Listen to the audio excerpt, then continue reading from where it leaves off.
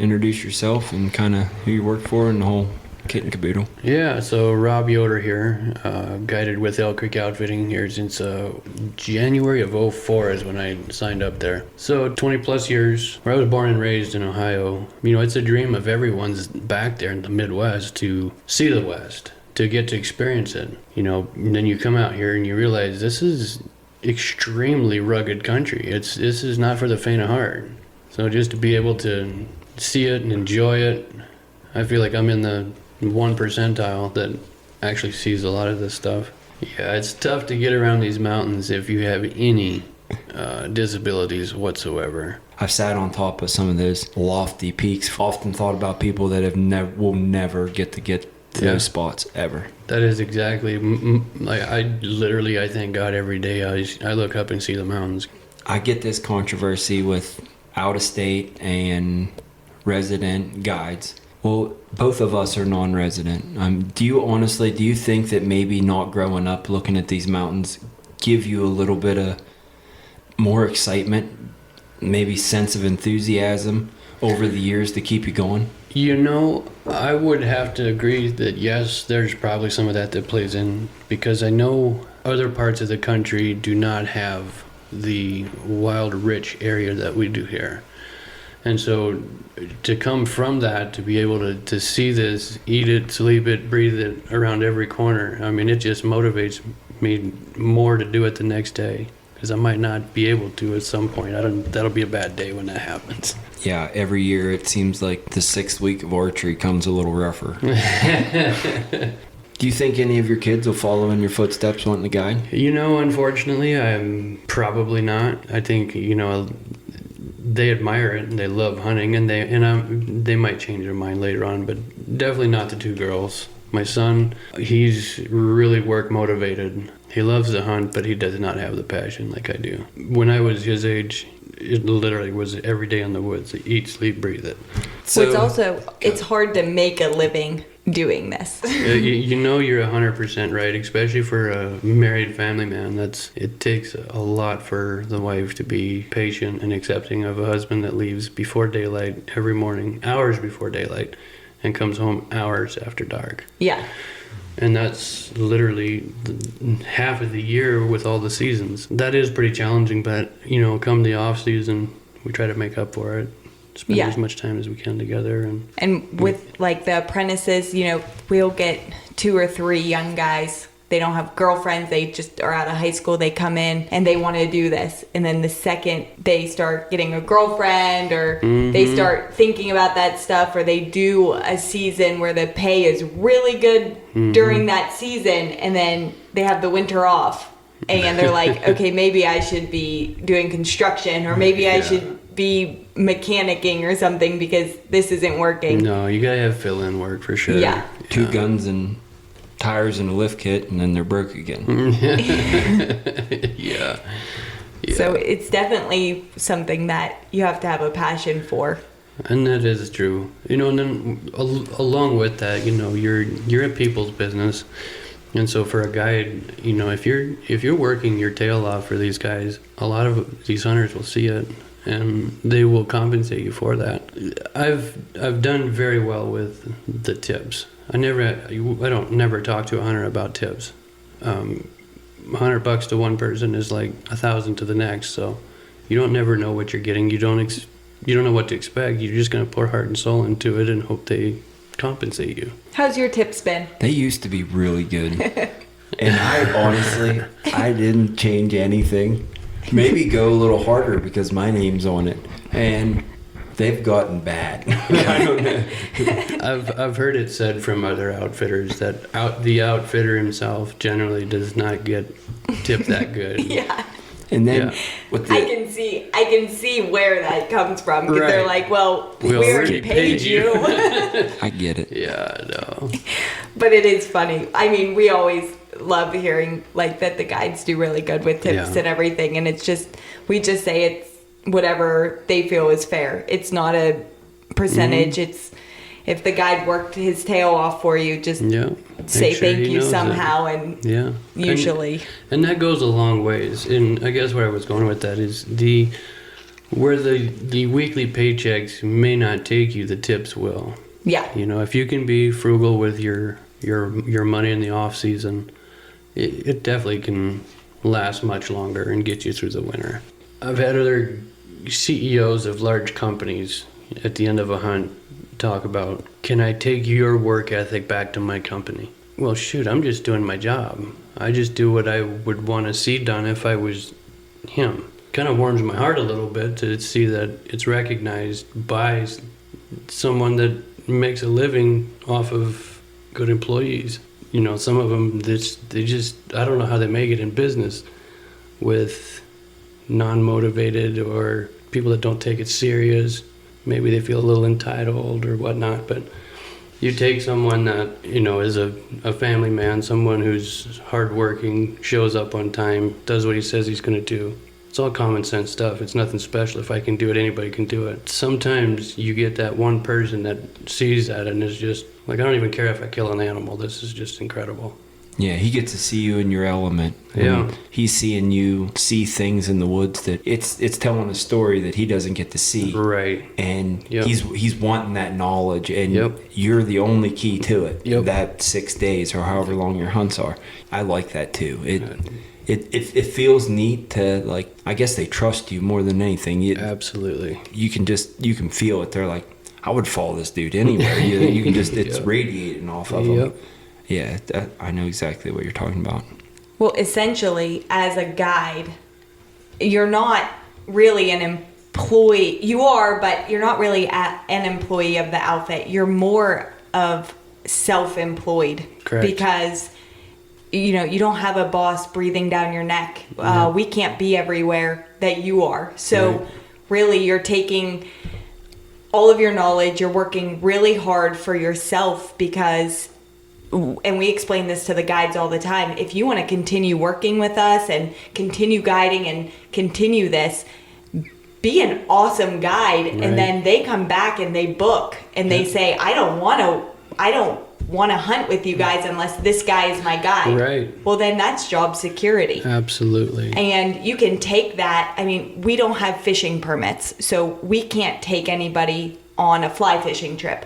But like Jay, he works for us. He finds clients that are hunting here, and he used to be a fly fishing guide. So he can say, I know this outfit, they offer that. Sure. Why don't you call them, request me as a guide, Yeah. and then I can do that. You have to have the hard work ethic when nobody's watching you. You have to have I agree. responsibility. I agree. Advertising skills for yourself. Yep. And a lot of people don't understand that. They just think, well, I'll work for this outfit and they'll give me clients and it'll just be that and it's a paycheck. And that really radiates. We does. can see it. Absolutely. I will look at someone and we'll be like, I don't know if they're going to make it. But then the guys that are going above and beyond for their clients just for the chance to come back next season because all their clients rebooked and requested them, it's like, it really shows that they're determined to make this work. Nothing says that you have to stay right here in Northwest Montana to guide. You can travel Right. all Yeah. over. The world, it's endless. It is wide open. I mean, it really is. If you want to guide year-round, you can. Yeah, we've had guides that go to Alaska. We had a guide that filled in last year, and he's helping find clients that want to hunt in Northwest Montana, but he also guides in South Dakota, and he does duck hunts and he does turkey hunts, but he has made himself a client list. Yep. And they trust him and they call Yep. him and say, what outfit do I have to book with for you to be my guide? Yeah. Yeah. And that's a genius way to do it. It's way better to do that than what we were talking about earlier, where some of these guys will try to book the hunters on their own without an actual outfitter. Yes. That's Russian roulette. That's just not smart. I don't think people realize that if you book with an outfitter that does not have an outfitter license, is not insured, not only will they lose everything, so will Literally you. everything. Yeah. Yeah. Clients, they yank your Yep. hunting license. You Yep. will not be allowed to hunt in Yep. a lot of different states. Most all Western states are neighbored like that. And it's different in each state. I know in Montana, you should ask your outfitter for their outfitter license Yep. and make sure that they are insured. and check them out. And Idaho, I believe, is the same. Colorado, you can just go and guide. You don't have to have an outfitter license, but it is always really nice to make sure that they have insurance and they're not just going to take your money and you won't see them again. So essentially, we all work for the Forest Service. As a guide, we're the face of this place, this national 100%. forest. And if we like people to enjoy it, we kind of got to take care of it ourselves. And the more people that are coming to it and recreate and enjoy the outdoors, which we all love, the more that we got to like police each other, make sure that stuff is taken. Maybe that's what we need to do as guides amongst each other, is just. I do agree. Yeah. And that's something for us at our outfit. We make it very clear with the especially new guides that come up, and we bring it up in guide meetings. Kind of the whole dynamic around, keeping your truck clean, don't litter. Keep it clean, keep it up for everybody to use. It's the hunters' dollars that keep it open for everyone. And so it's very important that even our hunters that show up, that they don't see littered roadsides, trash in the ground blinds, trashy pickup trucks, that kind of stuff. It's not good. I've caught clients sticking sandwich bags under rocks. Oh yeah, oh yeah. And I've literally behind their bag picked them up and put it in their backpack without them knowing it. I've did it right after they did it. I've walked up and flipped the rock over beside of them, picked it up and thrown it at them, and told them that I would, whatever state they were from, I would like this state not to look like theirs. And then I just get back and sit down. It's a good way to approach it. No, it's just not acceptable. There's pack it in, pack it out. Yeah, and especially in camps, you have to walk the line because we had the camp set up. Luckily, we hung a trail camera, but I got a notice in the mail that the Forest Service wanted us to go down and speak to them. We had violations for leaving food in our tent and litter everywhere, and I was like, we haven't even been there. The fire that year kept us out of our camp. I was panicked because we did not want that ding on our record, so he went and pulled the card. And here, a couple guys went and they used all of our stuff. Oh my. They left their food wrappers. I went into the meeting and I showed them, like, here's pictures. We don't know who these people are, and they accepted that. That's awesome. Which was awesome. Good thing you hung that camera. Yeah. My word. But I don't think that people that aren't in this industry realize that the Forest Service, they let us know what we're allowed to do. Sure. With the permits that we're allowed, and I'm sure where Elk Creek can go is limited. Yeah, and very much, yeah. It's nice. It can get frustrating sometimes because we can't go to Peak, but we know that there's like nice animals there. Sure. There's some Its nice grass is hunts, and always it's like greener on the you other just side. look at it and you're like, oh, why can't we hunt that? But it is nice because then it also limits how much competition can Correct. be here. No, you could hunt that for yourself. You Yes. just couldn't guide over there, correct? Yep. Usually we try and set that rule too if our guides want to hunt for themselves during guiding season, to just kind of go on the outskirts. Correct. Especially when clients are in camp. So Yeah. That's something we try to practice too is, if let's say a hunter is wanting to hunt on their own, they don't want to just turn and go home. Well, we don't want to advise them to hunt where we just hunted. We're going to send you outside of our unit, but we're going to try to point you in a direction that you have a legit chance. Yeah. Same way with other locals, if we're sharing hunt spots in different areas, we're always in our undertone or advising them areas outside of where we're guiding. That's smart business. Absolutely. Yeah, guys, we spend so much time scouting and trying to find, areas that we're going to take paying hunters. To have someone eavesdrop or, overstep, and or just simply a slip of the tongue, it can really make it difficult when it's actually time to go. we see it all the time with clients adding waypoints to their Onyx. They're all listening. Oh, yeah. And you can look at the clients and be like, you are a hardcore hunter. I think you are here for research purposes. And yeah. At the sports shows, a large portion of the people that come through, that's what they're doing. That's what I would be doing. Yeah. I would want to look at your kill book, and anybody in that book can do it. I'm looking that I can do it too, guaranteed. So we got to hear a good story and a bad story with clients. So what you want to start with? Always start with the bad first. No, I had it's a younger gentleman. He seemed like he really wanted to learn a lot. He seemed ambitious out the gate. Didn't take very long to see that, all that gear he had on was brand new. He didn't never spend much time in the woods. So I put him on a horse and we went in. I find this nice muley buck that's bedded. I put him on it. He shoots it. Where the deer balled up, it was kind of down in some blow down in a hole. There's really tough spot to work out. As I'm working him, skinning and everything, I asked the hunter to hold a leg. He definitely was like, I'm not touching that. No problem. Trying to be professional. I went ahead and took care of it. Got the deer off the hill. He was from Colorado and he had said early on, I don't want a Colorado bull, meaning a small rag bull. We had seen other bulls throughout the hunt. None we got a shot on. But the last day of the hunt, I find 2 Colorado bulls way up high. So naturally, last day, let's go. Okay. So we had a hike from hell, but we get up to them. Bulls are only 150 yards away. One's facing one way, one's facing the other. So I get the camera rolling and I tell him, after he's getting solid on the rest, I tell him, shoot the top one. He's the bigger one. So the guy shoots, makes a great shot. Bull drops dead in his tracks and I'm videoing so you can hear me talking. I says, bull dropped, good shot, stay on him. Boom, gun goes off again. He shot the second bull. So that kind of makes things ugly. Yeah. So anyways, I tried to be as cordial and casual as I could. Took care of both animals, made sure the meat was cool. Got off the hill. He's trying to pay me off. He's trying to get me to tag the second bull. I don't know who this guy is. I just know that I'm not compromising my paycheck for an animal for someone that I don't know.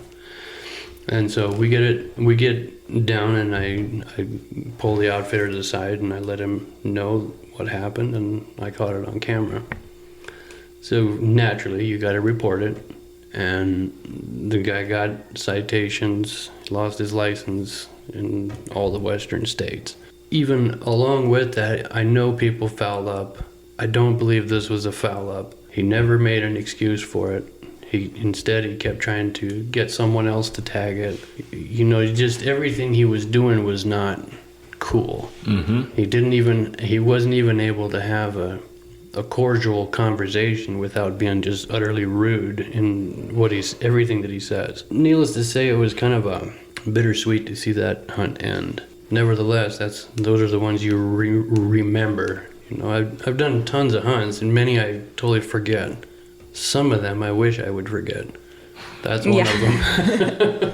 Yeah, and you never know, because you can get undercover clients Right. in. You have to do everything right, because there can be someone undercover, and you don't want to be the guy that costs us everything. Honesty is always the best policy. Yep. We had someone do that. It was in my learning year, so it was the previous outfitter, and the client shot this tiny little mule deer, which was fine. That's what we thought he wanted. It was legal, so he gunned it out, got it back.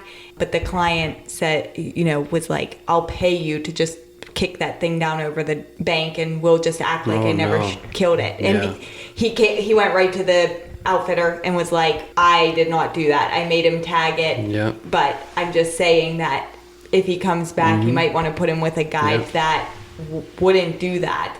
And I thought that was so rude, because if you're going to take an animal's life, you need to, be respectful about it. And he took the head of it and tossed it in the dumpster and left just mad. And we were like, okay, well, that's one of those ones that we will never answer a phone call from him again, because that irritated me. Because, the animal lost its life for that. And you should be respectful. Absolutely.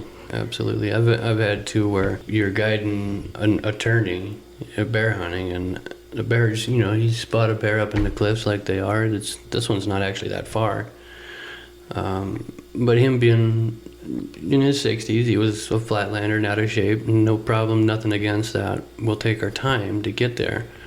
But maybe a quarter of the way up there, he's really rethinking his decision, and he's like, Rob, just take my gun, just go ahead and shoot it.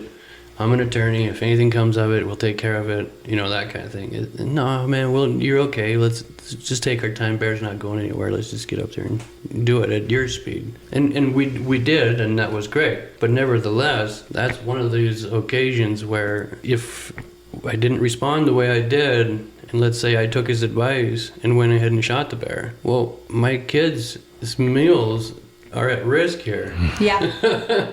I'm not doing it.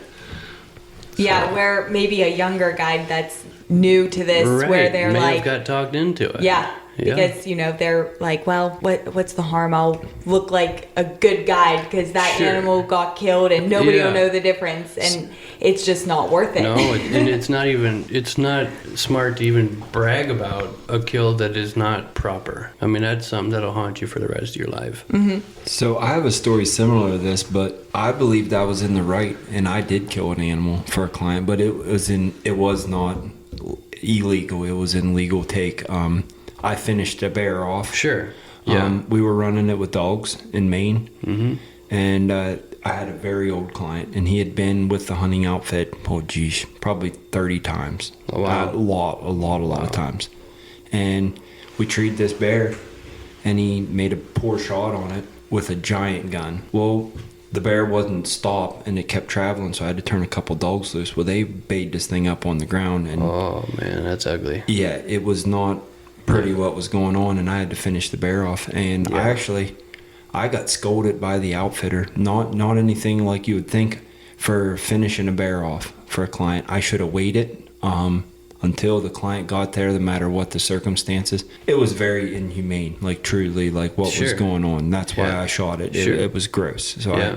I actually packed my stuff and was leaving, and the other guides asked me to stay. Really? Yeah. I would break the law legally before I unethically did something Yeah. poorly to an animal. Yeah. I truly, And you have to apply, as a guide, you have to apply common sense from Yeah. your day to day. I don't have really, I got a bad guiding story for where I was a bad guide with a client. I've been sitting here in thought over which one I was going to say. Let's hear this. This people admitting these things generally doesn't happen. Yeah. This should be interesting. So we'll do a Lost Hunter one, because that one's good. That one, there's no really anybody's at fault, so I don't have to take no blame. So we have an older gentleman, and he can't walk hardly at all, and he's on a 2-on-1 with a guy that can walk fairly decent. So we're hunting a road system, so we find a nice opening. Those bucks are rutting around, so we pop him down there. It's pouring down rain. We hunt around most of the day, come back through to get, this gentleman's name was Chirp. With a nickname like Chirp, you can imagine it was, he's chirping all the time. So he was a character. So we drift back to pick this guy up at the spot. He's not there. So it's been pouring down rain, so we just let it go and just go on back to the truck. We figure he's already back there, got the truck warmed up. Nope, not there. That changes things. Now I'm getting nervous. Well, I got another guide and another hunter we were hunting all the same area. These were older gentlemen, and I'm like, oh, maybe they come back and ate, and they just gathered him up. I'll wait till everybody gets back here before I start really getting nervous. Sure. The only thing I had in the back of my mind was, like, if he goes downhill, there is a little house in the bottom of there. He's guaranteed going to funnel down out to, but it's going to look real embarrassing on me. Really embarrassing. Yep. Now I'm panicking. Now the clients can see I'm panicking. Everybody's back at the truck. So now we're going and looking for Chirp. And it's getting dark, and it's been raining all day, and he's an older guy. So I'm shooting a 10mm handgun off when I go around every point of this road. Mm-hmm. And I'm figuring I'll get some kind of response, something. Nothing. 12 shots I did, 4 series of 3. The old warning, boom, Yeah. boom, boom, nothing. I get to the exact spot where this guy's at again, second time, and I start like circling, searching around. I find an arrow kicked out in a bare spot it had an arrow, not like a shooting arrow, like he made it out of sticks. Sure. So I start traveling that direction, I see orange. Oh boy. So I'm like running up to him. Finally, chirp's alive. No harm come to him. I was like, dude, you got us all nervous. I was like, we've been hollering since like an hour and a half before dark, and I've been shooting a handgun. Well, I turned my hearing aids down because the best time of the day was coming up, and I didn't want him to be dead. So he tells me this. I tell him I'm shooting a handgun. He doesn't believe me until I show him my empty magazine, and then he's like, "You guys are all serious out looking for me." So he plays along with it, that me shooting the handgun off scared off this elk he was just about to shoot, or deer, or some kind of story he made up. He never even knew he was lost. Because technically he wasn't. He didn't know anything. He just thought that, they were just having a great day, and they were just taking a little longer to pick him up, and nothing was...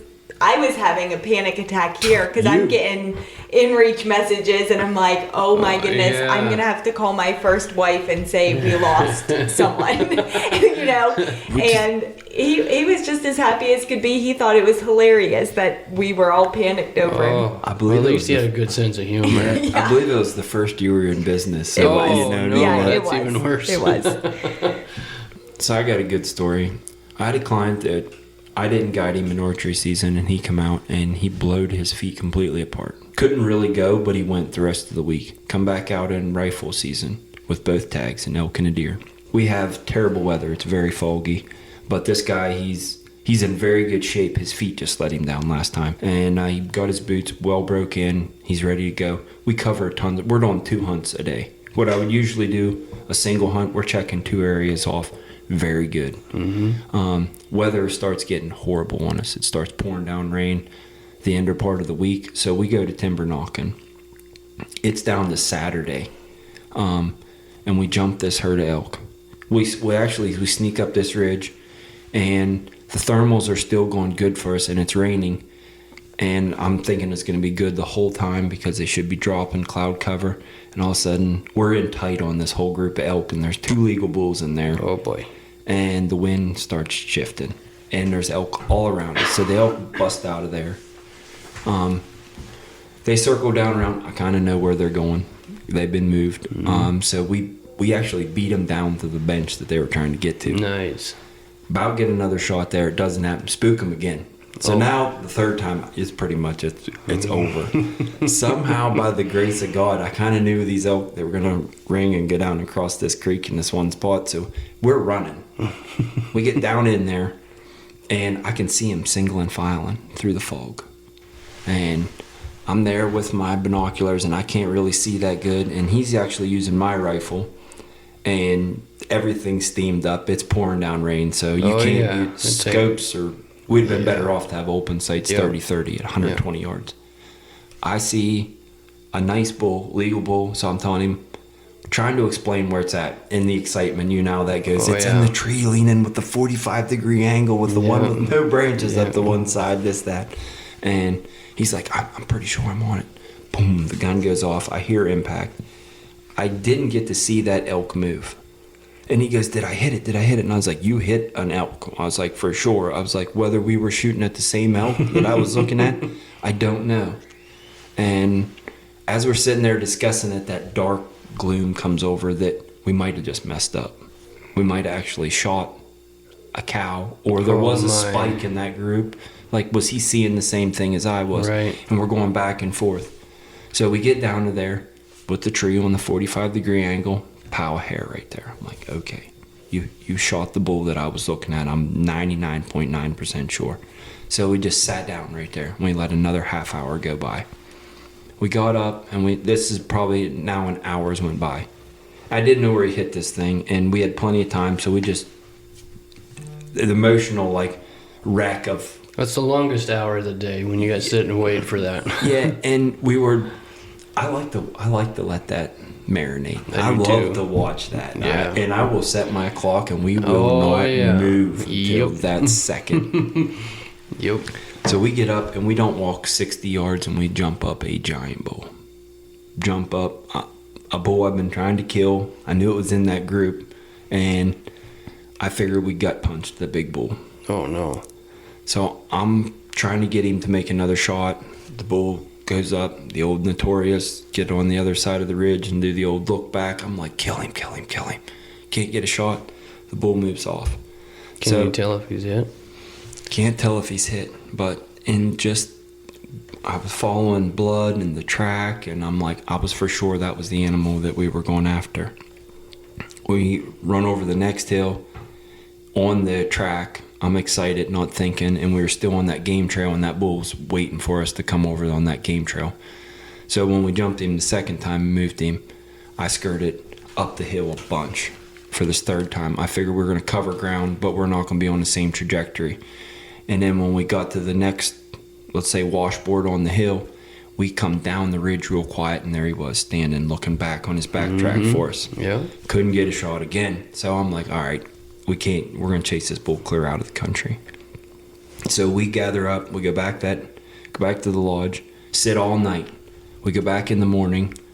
I take one of our guides and I give him the client, and I was like, if that bull bedded down and he's not dead, he's going to come out on that game trail for 100%. And you know where that game trail comes down and crosses that creek. Go down and sit in there, and we're going to follow this game trail, and I'm going to follow that track and that blood, whatever I can find. Would have been pouring down rain, so I would very hope. Yeah. Wasn't sure we were going to find any blood. But if we jump that animal, he's going to come right to you. I didn't go 500 yards from where we had jumped the bull the first time, and I found a 4x5 dead.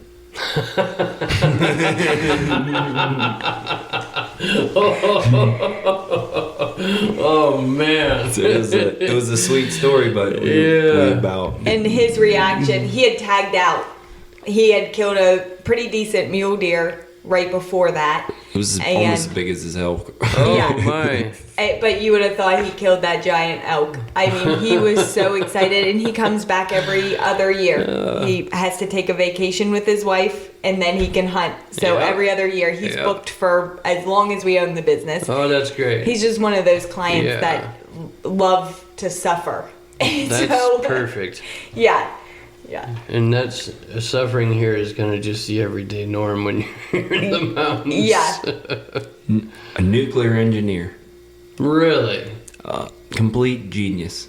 And I don't know how he has conversations with a dipstick like me all week. Wow. Fumbling for words, and I can't talk very well. And He probably brings him back to planet Earth, really.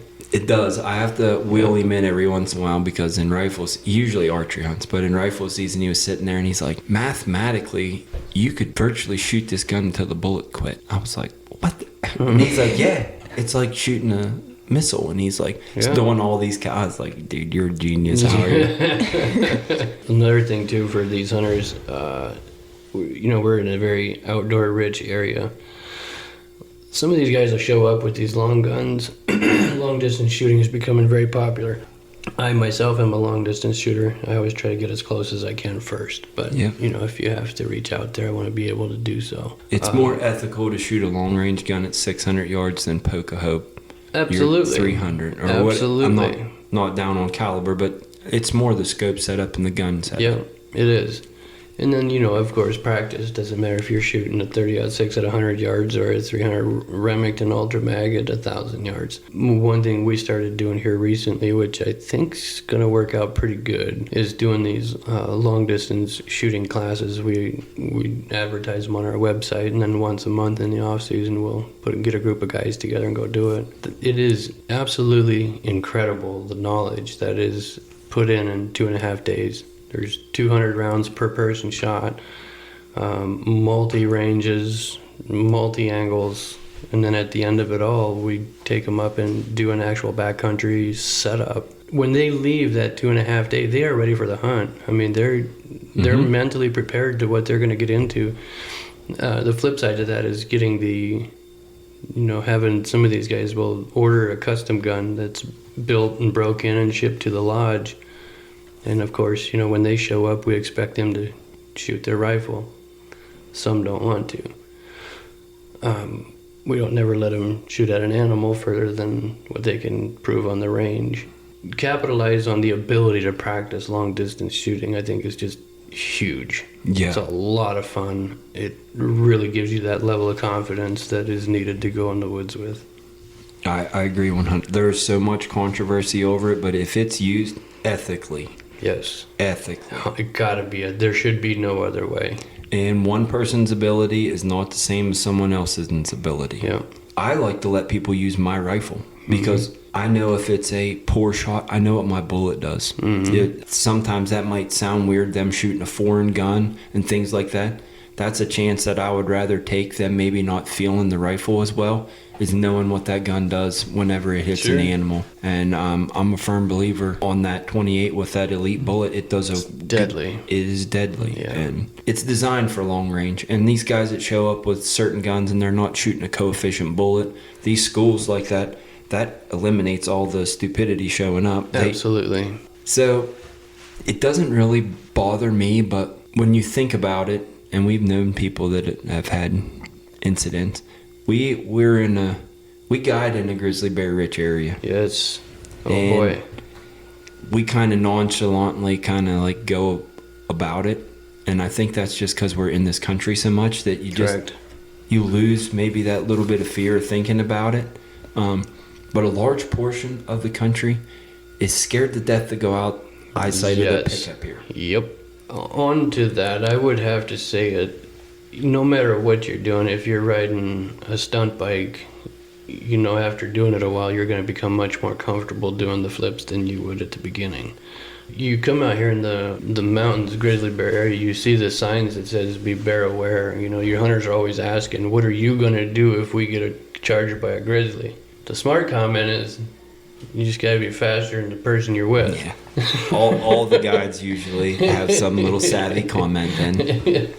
But in the grand scheme of things, I do believe that how you handle each situation, each grizzly bear encounter, is what's actually going to make the difference of you guys getting out safe versus getting chewed up real bad. With us going in the woods all the time, you seem to get hyper aware. I know that if you pull me out of the woods and take me to Walmart at the end of rifle season after I've been in the woods for 13 weeks pretty much straight, I'm like a cat that you just took to the veterinarian, man. He wants out. His head's on a swivel. Like, sounds are so loud to me and smells are so vivid. Yeah. And I think that you just become hyper aware of everything the really more you're in the woods. And I agree. I don't let it bother me very much. I have turned tail and walked. I have left hunting areas because I've trailed up a grizzly's backside for a couple hundred yards, and it's still on the same place that I'm going, and I'm like, I know where exactly that thing's going, and I'm wanting to go to the exact same spot. I'm not a sissy, but we're going somewhere else. Just mainly because I don't want to have to deal with it.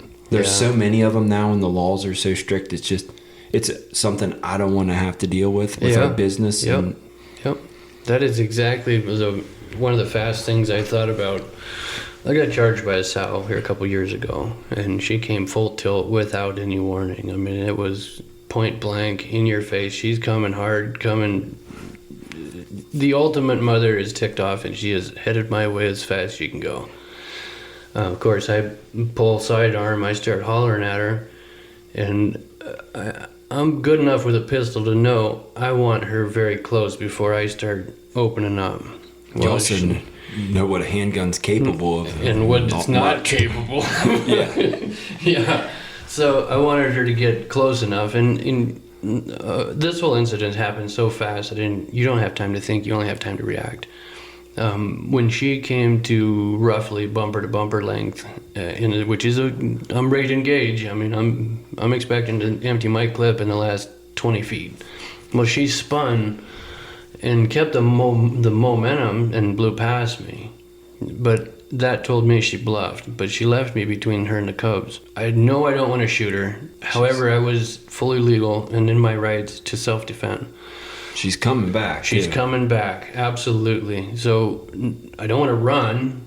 I don't want to, I guess, show fear. You're thinking angles. You're trying to cut that angle off away from her. And that's exactly it. Keep my back in a safe direction, back up slowly as I'm using out of there. But I don't know what triggered me, but I looked down and right there's 3, maybe 5-6 foot long dead alder branches laying next to each other. And I thought, perfect, I can do something with that. So I just reholstered my pistol. I grabbed one and I smacked the base of this tree as hard as I can. And now, mind you, all of this happened in less than 30 seconds. And as soon as I hit that tree, them cubs start bawling. Here comes Mama. Well, and I grabbed the next one. I mean, I'm making as much noise, as big, as loud as I can. Here she comes flying full tilt, right exactly where I was just standing, literally a few feet next to me. She blew up and grabbed them cubs. And I grabbed the next one. I mean, I'm beating on this tree as hard as I can. She moves the cubs up, kept rushing me. She come down towards me multiple times over and would move the cubs up and rush me again. When the dust settles and you start thinking about what I could have done differently, well, I'm glad I didn't do anything differently. I'm kind of surprised I acted the way I did. But you only have time to react. You don't have time to think these things through. If I would have turned and ran, she'd have had me. I'm sure of it. Yeah. If I would have balled up and squalled like a little kid, she'd have had me. But because I stood, because I made noise, because I sold it to her, I was bigger than she is. I believe that's what saved my bacon. Yep, I agree 100%. Yeah. Do you think if you had bear spray and she'd have been coming, it would have stopped a bear? I have mixed feelings on bear spray. So do I. I just do not. I'm not sold on it. I just am not. That is such a big, powerful animal. I think if they want you, they're gonna get you. Yeah. And you've got stories like that guy in Ennis that got emptied the bear spray and got jumped on 3 different times. He's lucky to have made it out alive. He got his skull crushed and chewed up real bad. All guides always come up with some kind of little jokingly thing for every question that's asked, and I always tell them I don't want to be in a fight blind, because every time I've seen bear spray get deployed, usually messing around, just even fooling with somebody gets it. You can't see because of the. I think it hurts us worse than it does the bear. I really do. Yes. Morgan's been sprayed. I wanted to see if I could, because I was like, I don't even know if I can spray this. I just carry it around. So I sprayed it, and like about 30 seconds later, I wasn't thinking, and I walked right where, oh my. Like, you would think that much time, like it just dispersed. No, it melted the skin off my eyelids. Yeah, I was down. Yeah, and it's fast acting, and it doesn't just stop. Yeah. I did similar, where if I'm going to pack it, I want to know what it does. So you go out, you check the wind, you pull it, and you engage. Okay, so you put the little clip back on, shove it back in a pocket. Not thinking, I touch the tip with my finger. A little later, I'm wondering why my face is just lit up. Literally, I mean, I have ice bag on my face. I'm trying to get this fire put out, but I had a it was client bad. release the safety come off, hit it with his elbow, and he had his shirt untucked, and it completely just filled up his shirt from sweating. I mean, you can imagine hiking. Oh yeah. I got one for you. Go ahead. A new archery hunter. Didn't know anything about anything out west. And bless his heart, he was very smart. He's a very intelligent guy, very kind guy. He just didn't know. Anyways, we took horses in, so we left early. We're miles in. And at 10 in the morning, the sun's coming up, starting to warm up. We sit down and take a break, and he yanks his shoes off. And you could tell he's not wanting to talk. He's very uncomfortable. And so he asked me a little later, he's like rubbing his feet, and I said, "Are you okay?" He said, "Man, my feet are burning." I said, "You want to stick them in the water down there? We'll go down to the creek, and you can get them down in there and cool them off." He kind of pauses for a second, and he hesitantly asks me, he says, "You're not really supposed to spray your clothes the night before with bear spray, are you?" Oh my goodness. I says, "I think our hunt's over. We need to get out of here and get you some clothes before that sun finished coming up the rest of the way." Because he did. He hung all his clothes out the night before and sprayed them all, the shoes, the socks, everything. Oh. Sweat activates that stuff. Sweat activated it, buddy. He was a miserable man. Oh my goodness. I bet. Yeah, that hunt was over for the day. Oh, that would be miserable. Yeah. Well, we're gonna wrap this up. We're gonna have to do it again. You're gonna have to bring some guides from Elk Creek over Yeah, I at the will. end of the season, I and we will. could have a old chit chat and share our good stories. Yep. And We got a couple good ones. I'm sure that could, Yeah. shine a little light on a few subjects. showing that we work together and things Absolutely, like that. yeah. And that's just showing that we're trying. I think it's important. Yep. Well, thank you very much, and good luck this season.